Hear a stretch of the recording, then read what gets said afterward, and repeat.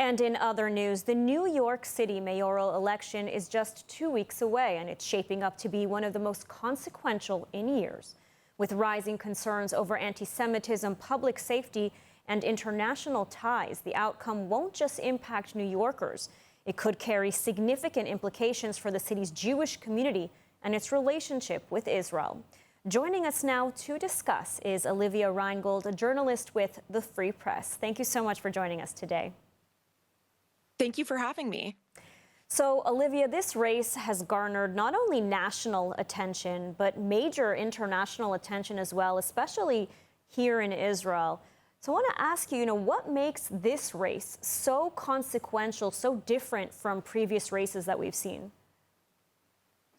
So Zohran Mamdani, he is the Democratic nominee, and by all measures, he's not only expected to win on Tuesday, November 4th, but it's probably going to be a landslide. Right now, they're focused not on just winning, but the margin of victory, because that is how certain they are of his ascent to City Hall. And even though he's the Democratic nominee, that is not always the way he identified. For most of his political career, he outright called himself a socialist. He is a dues-paying member of the Democratic Socialists of America, which, stands for a lot of things, including abolishing prisons, providing free gender-affirming care to anyone who desires it. But the glue of this group after October 7th has been radical anti-Israel politics. This is a group with which Zohran Mamdani is a proud member of, that after the recent ceasefire between Israel and Hamas, the Democratic Socialists of America opposed this ceasefire. I think it's fair to say that they are not pro-peace after you read the statement that they released recently. And so this is not business as usual, and it has major implications for the Democratic Party. Mm-hmm. I mean, as you mentioned, Mamdani, he's a very controversial figure, but he is enjoying tremendous popularity despite his views, or perhaps maybe because of his views. I mean, what is his appeal to Democratic voters? One thing I want to add is that not only is he wildly beloved in New York, but arguably a meaningful portion of his coalition includes Jewish New Yorkers, Jewish New Yorkers who identify as anti-Zionist. And so that has been a major driving force of his coalition, and making sure that it disarms the accusation, which at times I think is valid, of anti-Semitism, because this is a candidate who he claims to be very, deeply concerned about anti-Semitism, and yet often doesn't believe that anti-Zionism is anti-Semitism. And so he has said things like he wants to increase hate crime prevention funding by 800%. Well, what good is that if you consider most anti-Zionist actions not, acts of bigotry and hatred, but just political statements against Israel? Absolutely, and we've seen in recent days as well, Mamdani posing for a photo with one of the unindicted co-conspirators in the 1993 World Trade Center bombings. We've seen him refuse to condemn chants like "globalize the Intifada," which is basically a call to terrorism. And I have to ask, how can New Yorkers who lived through 9/11, the most horrific terror attack on the United States in history, how can New Yorkers vote for someone like that? I mean, it just doesn't really make sense to many here in Israel and around the world. To be honest, I'm not quite sure it makes sense to me. Right now, I'm in the middle of reporting on, furthering that story. We reported on this over the weekend that he appeared next to this imam from Brooklyn who has these links to terror. He's never been charged with anything, but people who attended his mosque have been involved in terrorist attacks. And so Zohran Mamdani, I think how a lot of his supporters rationalize this is I think they consider the accusations to be racist. That is what I've seen. That is how I've seen his supporters rationalize this, because I don't think they can accept it on face value. And so that is how I've seen them respond to this, is they're brushing off these accusations as racist.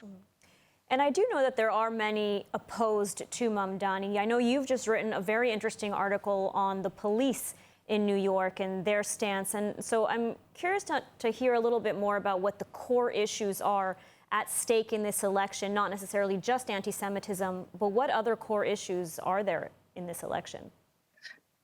Yeah, I mean, the common critiques are simply that his policies are unrealistic and that they would require a huge level of coordination and support from state lawmakers, from the governor to, because a lot of it relies on increasing taxes, which is something that the governor and state legislators would have to get on board with. And so a lot of his proposals boil down to just free or subsidized services, free buses, free childcare, a rent freeze. And so many people take issue with these policies and say they're not just unrealistic, but they're actually going to increase the cost of living here. Many of his policies try and take aim at affordability here in New York City, but a common critique is that his policies just, you can't just delete, a lot of these fees or a lot of these costs, and that eventually prices are just going to rise further. Although I can see the appeal in offering free rides, free, all kinds of things. And, I want to ask, because just yesterday, there was a poll that was released showing that there's still a chance for Mamdani to lose this election in a one-on-one with Andrew Cuomo if the third candidate, Silva, would drop out of the race. I mean, how likely is that to happen now?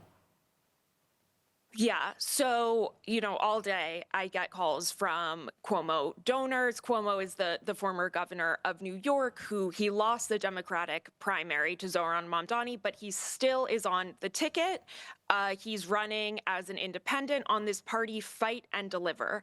But I want to be clear, a lot of this, when you look at the actual ballot, the paper ballot that voters will be presented with on November 4th, and early voting also starts soon here, it becomes really clear how much of an uphill battle this is, if not an impossible battle for Cuomo. Because, first, in the first column, you have the Democratic nominee, Zohran Mamdani. Then you have Curtis Lewa, the Republican nominee. Well, way over on the other side of the ballot is Cuomo on the Fight and Deliver line.